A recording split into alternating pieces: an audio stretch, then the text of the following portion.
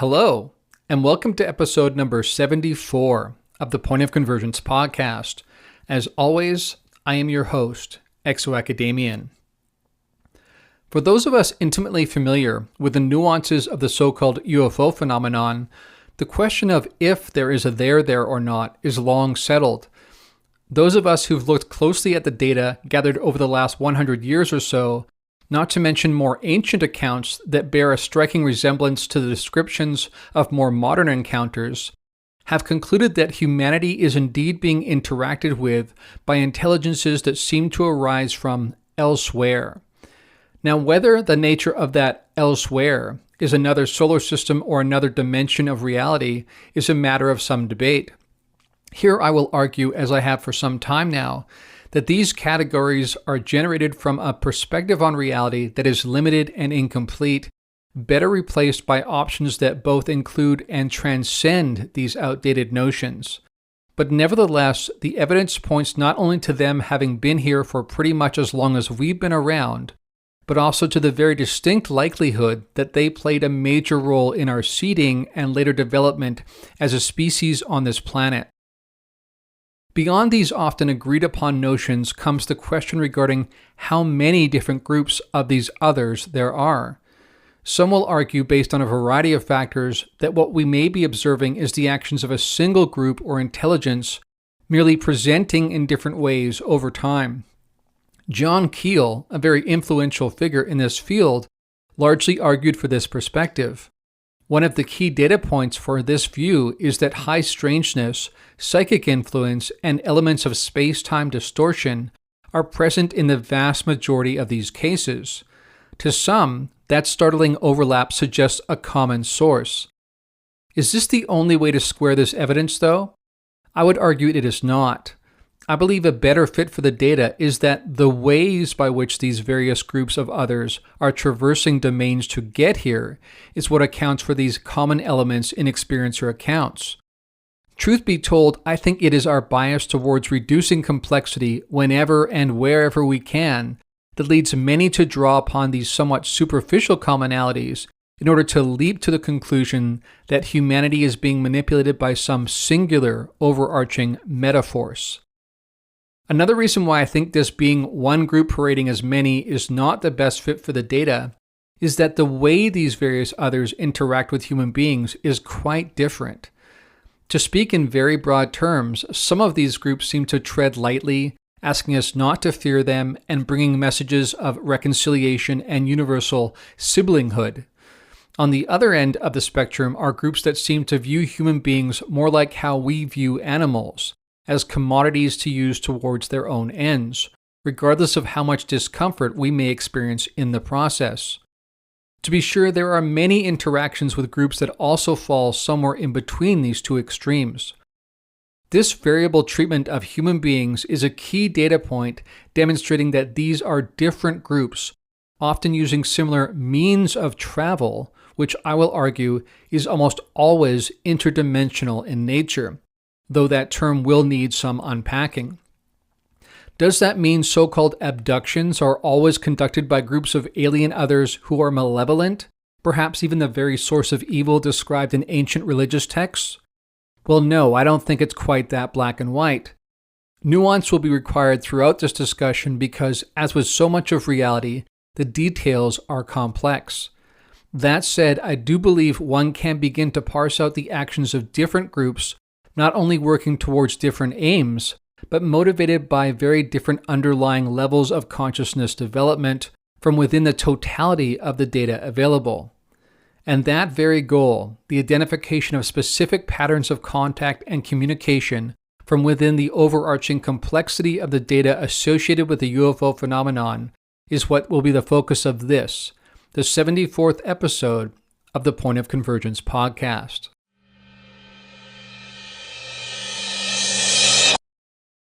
I'd like to begin this week's episode by saying that the cosmology I'm talking about here, that will determine much of what I'm saying, is complex, ever-evolving, and ever more nuanced, and is created via a combination of the latest research coming out of foundations of physics, neuroscience, and evolutionary biology, along with experiencer literature research, comparative religious history, esoteric cosmological history, and my own encounters with non-human intelligence. A background in integral theory helps me to take both a multidisciplinary approach from within the sciences to this topic, while also incorporating different kinds of knowledge as well. Everything from revelations arising from the scientific revolution to insights gained in ancient esoteric traditions. As Ken Wilber famously said, everybody's right. At least to some degree, that is. In other words, if you have a tradition in human history that believed a certain thing about the world, it's very likely true to some degree, even if it is only partial and incomplete. As I say, it is complex, and it's taking me time to unravel it all, and it's still very much a work in progress. I won't be expounding on all of it in this episode, but I will outline some of the broad strokes.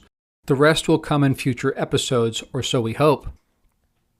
Now, undoubtedly, lights and anomalous objects in the sky tend to get all the attention these days. But the real significance here lies in the contact made with the beings behind these different phenomena and objects or vehicles. Of course, this tends to get ignored by the mainstream media, even though this is the bigger story, and even though this has, at times anyway, garnered national attention. For instance, when Oprah covered abductions back in the 1990s. Of course, the kinds of encounters people have with these various non-human and non-conventionally human intelligences vary quite considerably. Even though there is a variety of experience described, everything from powerfully spiritually transformative experiences with beings who exude the very definition of love and light, to entities whose behavior is more like the stereotypical depiction of biblical demons, whose aim, it seems, on the surface of it anyway, is to basically terrorize the individual unfortunate enough to be having the encounter. And of course, there are also plenty of encounters that fall somewhere in between these two extremes. And here it should be noted that raw experience and interpretation, while related, of course, are not the same thing. That is to say, two people could have virtually the same experience and come away with very different interpretations of it. And often this extends to the ascribing of motive and intent to these various others that are encountered. As I've stated many times, these encounters are very often ontologically shocking, even if they later turn out to be regarded as a net positive, serving as a catalyst for an expansion of perspective and a deepening of spiritual values. Even though there is, as I just stated, quite a range of experience noted with this phenomenon, it is not uncommon for people to leap to the conclusion that all of these experiences are being generated by the same underlying intelligence, one that merely plays with our emotions and our intellects by parading in different guises, like a group of actors merely switching out masks and costumes to present the appearance of novel encounters, almost like a Shakespearean company. As I've stated previously, while I agree that certain superficial similarities do exist in these encounters, suggesting perhaps some connection between different manifestations of these non-human others, I think it's largely bias that leads to this conclusion that it may just be all one enterprise. That bias, I believe, is the product largely of a lack of imagination. The truth is that we have been so confident about the sufficiency of our model of the world as a Western civilization that we have been biased towards slotting these anomalous encounters into just one additional segment, the proverbial cherry on top, as it were, to mark our mapping of reality complete. Now, perhaps I'm being uncharitable to this viewpoint, you might suggest. Are there further commonalities that I'm glossing over? Well, I will say this. The historical literature of experience or testimony does recount a similarity in residual effects, byproducts, or what you might call side effects of these various encounters, regardless of whether they are interpreted as positive, negative, or neutral by the individuals having the encounters. Does this mean it's all one enterprise after all? I would argue no. I think the ways some of these various groups are interacting with us, the nature of the communication, and even the nature of how they traverse from one domain to another suggests some underlying overlap in terms of methods, but that's often where the overlap stops. And noting a similarity in terms of space-time distortion and telepathic communication, of course, doesn't imply the same entity or group of entities is responsible. It just suggests that perhaps for any being coming here from these other domains, these are the means by which they make their way into our midst and conduct their communication. I think it's a mistake to rely on these commonalities alone to leap to the conclusion that these are all part and parcel of one underlying intelligence. And that's partly because even if you allow for some discrepancy in terms of a shifting perspective on an encounter over time, given the advent of additional nuance and clarity, one cannot dismiss the stark differences in the nature of some of these encounters.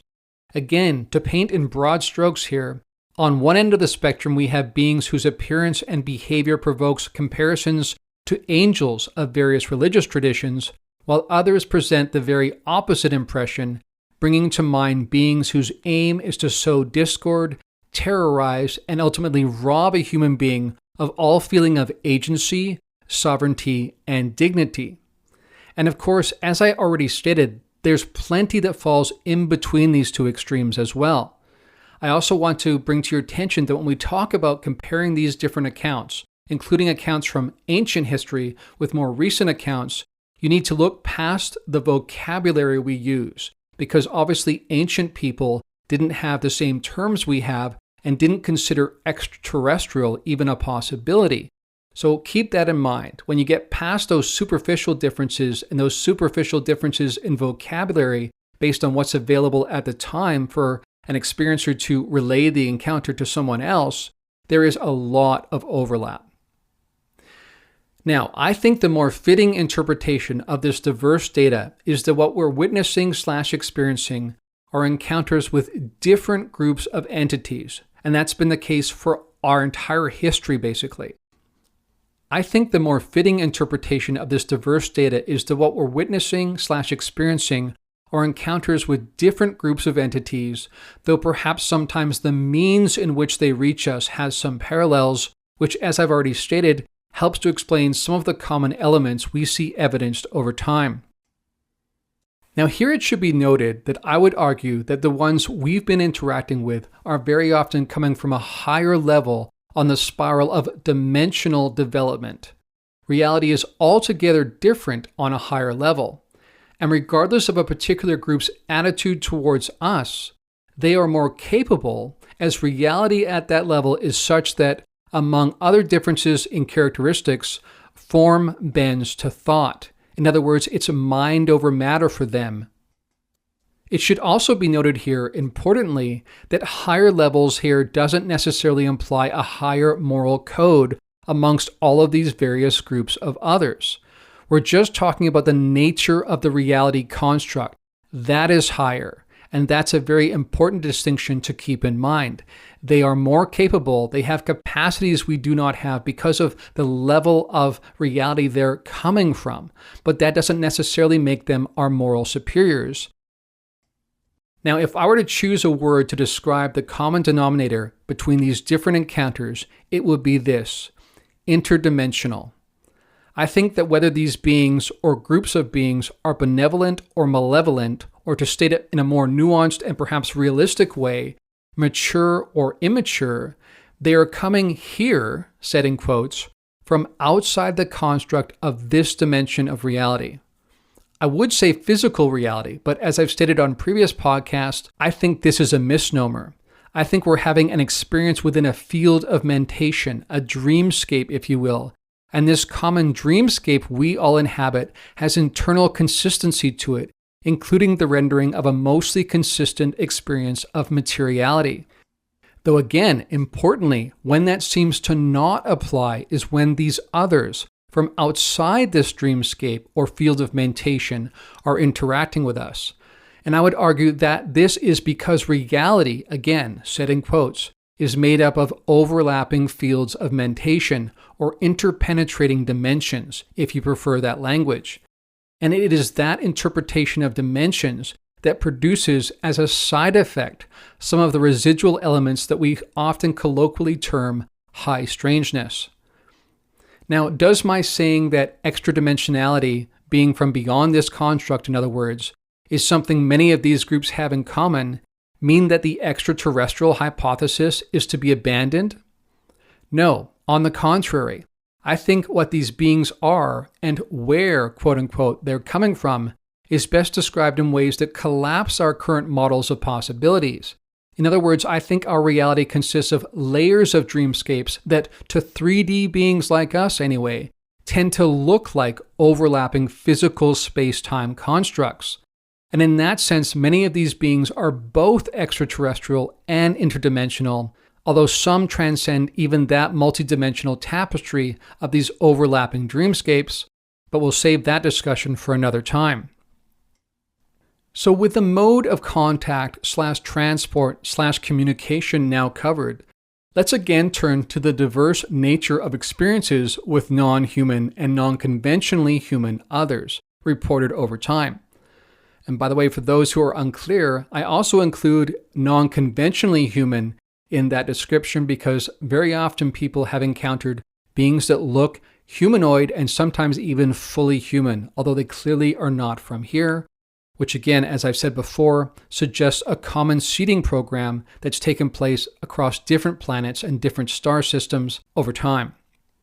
Now, speaking again in broad strokes, the groups that make their way into our particular construct, our dreamscape, tend to be covered under one of the following types. Again, this is speaking just in broad strokes. Number one, there are some groups of others who respect the need to communicate in such a way as not to shock and overwhelm the human contact. Number two, there are other groups whose aim is precisely to shock and intimidate.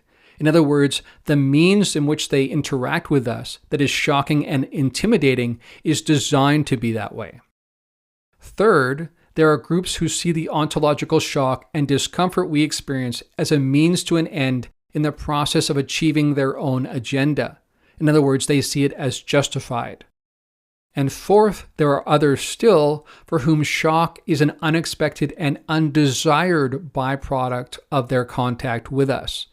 And obviously there's some degree of overlap between some of these, but that gives you 4 broad categories. Now let's break this down a little bit more. Group 1, which again is these are some groups of others who respect the need to communicate in such a way as not to shock and overwhelm us. Now generally this group also tends to conceal their identity from us, sometimes altogether, because they want to encourage that sense of us owning our own progress and our own decisions. They are also not dependent on exterior identity and so often don't manifest with either form or naming. In other words, they don't take a form at all. They might just be a thought that enters our mind, or they can take on different forms as the need requires. And they often don't even use names. They recognize each other based on energetic signatures. If they take on names, it is for our sake. Now, they respect free will and will guard it, both by being very cautious about their interference in our own reality and by rarely intervening even when we make less than optimal choices, both as individuals and as an entire civilization. Now, the second group, again, to remind you, that's the groups whose aim is precisely to shock and intimidate. Now, people here often bring up the Stockholm Syndrome, which was based on this thing that happened historically where some people who had been taken hostage began to identify with the needs and the belief system of those who had taken them. And later on, this was recognized as a psychological response to losing your sense of agency, that you would align yourself with your captors in such a way as to feel like you had more sovereignty after all. In other words, you're fooling yourself. So some people will argue this is the case with abductees who tend to say nice things about the groups that abduct them. Now, again, I think this is complex. I think there are some so-called abductions that are not meant to be traumatizing and they're not meant to be negative. Other times, I think there are cases where they very much mean to be negative. They very much mean to traumatize us. That's the entire point of the exercise. The over-the-top symbolism is meant to make the human feel like an animal. Many people have talked about how rape is really about domination and not about sexuality. I think this is very much true in these kinds of encounters too, which, not surprisingly, also sometimes have a sexual element. Again, that's not to paint in a completely broad brush and say that all sexual encounters with non-human others are negative. I'm saying that in these cases, sometimes the invasive ways they interact with us physically and even sexually suggests a desire to dominate us, to make us feel a loss of agency, sovereignty, and even nobility. These particular elements that are often, again, symbolic in nature, but meant to make us feel badly about ourselves, make us feel that we are mere commodities to these others, seems to be front and center with these groups, especially considering that they could obtain what they need with much less invasive means. In other words, when it comes to them needing to take genetic material from us, they could just gather a hair in the middle of the night, or they could raid a sperm bank. There's different ways they could gather genetic material without being so invasive. Really, when you think about the invasive nature of the way they interact with us, you have to consider that the symbolic nature is key. I also think some of these abduction accounts involve mind control and the planting of programming, perhaps for some future time, which may never happen, but I do think programming is part of what goes on as well, somewhat like what was depicted in the book and film The Manchurian Candidate. Now let's move on to group 3. Again, there are different groups. These are the ones who see ontological shock and discomfort we experience as being a means to an end. In other words, they see it as justified. The ones who use fairly crude means to go about their business, including unnecessarily invasive medical procedures that don't have the over-the-top symbolic nature of some of the most malevolent types I already described. This is more of a business-like mentality rather than one meant to be cruel by design. While these ones certainly aren't going out of their way to make the contactee/abductee feel comfortable, neither are they attempting to terrorize or commoditize them like what happens with the more negative groups. In this sense, this particular gradation of contact group is not so much evil as they are immature. These ones who have more of a business-like demeanor are nowhere near a non-dual realization, which is where the purely benevolent ones are coming from. And like many Earthlings here on Earth presently, they see reality as a zero-sum game. For them to get ahead, some of us have to endure some discomfort. They are okay with this because they believe their superior status justifies these actions, much like we do when we dominate the animal kingdom present on our own planet. Now, this group, for whose aim ultimately is about conquest, they actually are comprised of different types and even different subgroups that have banded together in a kind of consortium that has its own hierarchy. And speaking of this consortium, I've come across evidence suggesting that a certain rogue group of humanity that view themselves as elite have technology provided by this consortium that allows this human group to actually be in contact with these others in the part of the galaxy they are coming from. And here we could name specific constellations that various satellites, for instance, are pointed towards, apparently for the sake of ongoing contact with this consortium of others.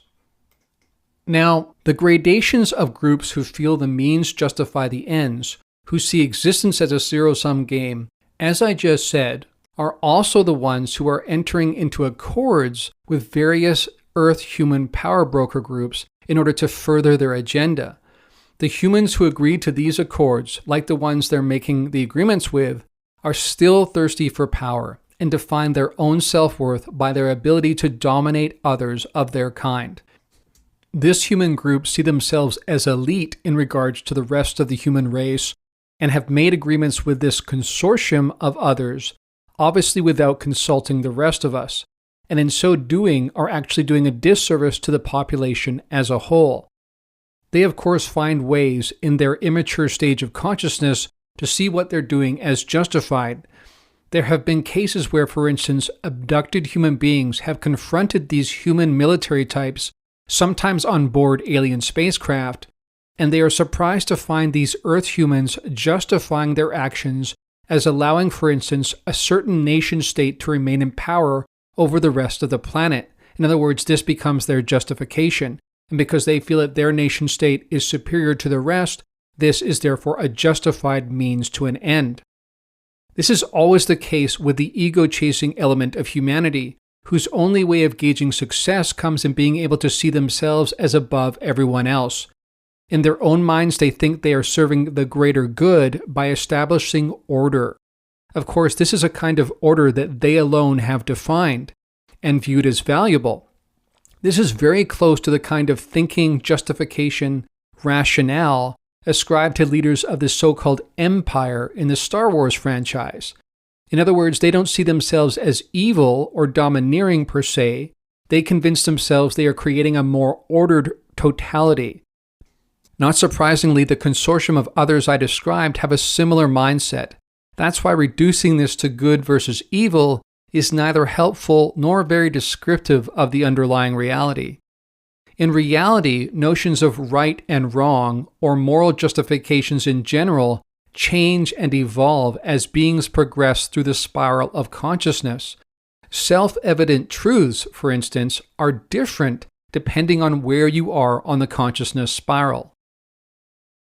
Now, getting back to the non-human alien groups again for a moment, the most advanced of these others, of course, are far beyond this level of thinking, and with a non-dual realization fully in place, they recognize that to harm or dominate another is to harm or dominate oneself.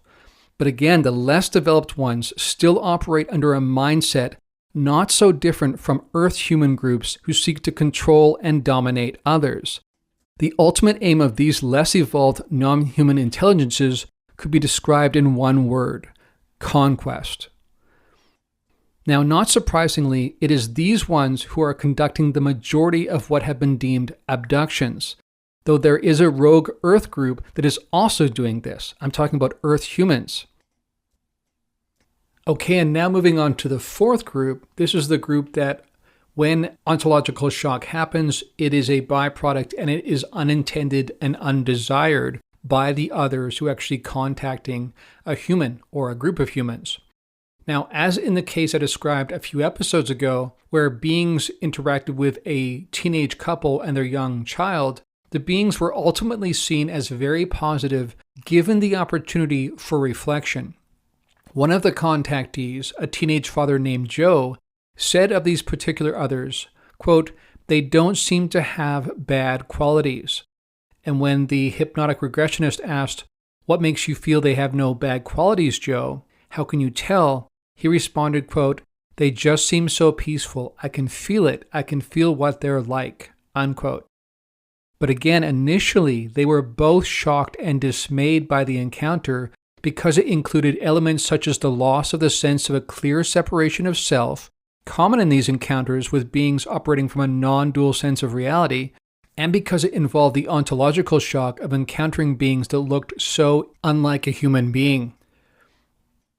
Now, considering we've talked about different kinds of groups, some groups that are very benevolent, very evolved, basically coming from a non-dual perspective on reality and the totality of all sentient life, and we've on the other end of the spectrum covered beings who seem to want to dominate us regardless of what it does to us, that perhaps begs the question for some of you, why aren't these more benevolent ones, these more evolved ones, intervening to stop the abductions, to stop the interference these others are running on our planet? Now this, like much of this of course, is complex, it's nuanced. But I would say this, in general, there is a partition in place. That's my understanding based on research and based on some of the experiences I've had as well. I believe there is a partition in place that prevents the majority of the negative groups from interacting with us and completely taking over the planet, which they would probably do if they had their druthers. That said, the partition is not 100% reliable. There are sometimes ways that these others can get in outside of the design of the partition. And in addition, and this is very, very important, because even the most evolved ones highly value freedom of will, if human beings are the ones that initiate, that reach out and initiate contact with a group of others that is not so benevolent, that is often allowed because that is considered part of the lesson we need to learn about who we're dealing with. So if we initiate and we make accords with them, then that is allowed within this partition and within this overarching understanding of a law of non-interference. And again, you look to some of our leaders said in quotes there who have made these accords. These are the people that have put us in this situation where sometimes abductions have been known about by human governments and allowed in exchange for technology, which a nation state or a group of elite leaders, which sometimes is beyond just nation states, believe will keep them in power, which they believe is ordered and for the best interest of the totality. Of course, they do this without asking any of us. And of course, that mentality is coming from a stage of consciousness that leaves much to be desired. Now, earlier I mentioned how some of these encounters fit depictions of angelic encounters within various religious traditions.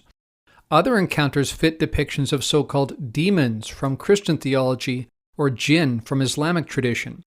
I don't think this is coincidental because here too I believe our traditional categories of distinction, ET versus interdimensional, angel or demon versus alien, etc., collapse into a more overarching category. These beings are all travelers across different dimensions of reality, as ultimately we are as well, vibrating at different frequencies depending on the level of ascension of the being/group. There is a trickiness to sorting out the UFO phenomenon because spirituality, or metaphysical reality if you prefer, is involved. But that doesn't mean one religion or another is validated after all. It means that those religions, to various degrees, retain a memory of the underlying reality. And while this is the case, we should remember, as I often point out on this show, there's a difference between raw experience and interpretation. That is to say, just because these different religions retain a memory of these kinds of encounters with interdimensional beings, some benevolent, some malevolent, some in between, we should remember that how they interpret that and how they build dogma sets around that, that's a human enterprise to a large degree. But the raw experience is still retained in the ancient scriptural traditions. And now I'd like to leave you with a few concluding thoughts. I still contend that the most significant revelation arising from the UFO phenomenon is that the reality construct we've been accustomed to in Western civilization is but a sliver of a much larger, multidimensional tapestry. Now, to address the question as to how the most developmentally evolved groups of others are responding to our present situation, how this plays out, is being considered based on how it impacts our overall spiritual/energetic makeup and progression, of which this particular iteration is but one aspect. And speaking of this iteration, we should remember that past, present, and future are point-of-view approximations from within this iteration, and they are not actually descriptive of the underlying reality. Time and space are modes by which we think and not conditions in which we live, as Einstein said. Think of time not in linear terms, but more like a circle, where energy impacting the whole can travel in both directions. Your present actions can and do impact not just your future, but also your past. And even now, said in quotes, your higher self is guiding you from the relative viewpoint of your future to make advantageous decisions in your ultimate best interest. It's very important to remember that in the most ultimate sense, this is about the creation, as figments of the Creator, the overarching cosmic intelligence, at play. You cannot ultimately get it wrong, therefore. Some just take longer than others. Now, there are real consequences to your decisions, so make decisions based on the best interest of your most complete self, not getting lost in the whirlpool of the temporariness of this present incarnation. But remember that even when you end up off track, as it were, that there will always be opportunities to right the ship, even if that's in another lifetime and not necessarily in human form. And to this point, while those of us tuned into a podcast like this one are here largely because we're all fascinated by the grand mystery that is the UFO phenomenon and general paranormality, I think it's important to remember that while these matters are addictively captivating, and pursuing them does indeed help us to understand more of reality, the most important takeaway from the cosmology I'm describing here, one that collapses so many traditional categories, including alien versus angel, and the physical versus the spiritual or metaphysical is that us taking responsibility for our development as beings who are ultimately facets of the one underlying cosmic intelligence is of the utmost importance. And to get caught up in the spectacle of the phenomenon without recognizing that underlying revelation would be to miss the true point of the exercise. And on that note, we've come to the close of another edition of the Point of Convergence podcast. If you'd like to support this podcast, you can do so by going to patreon.com/ExoAcademian. But until next time, friends, from deep within the Blue Ridge Mountains of North Carolina, this is ExoAcademian signing out.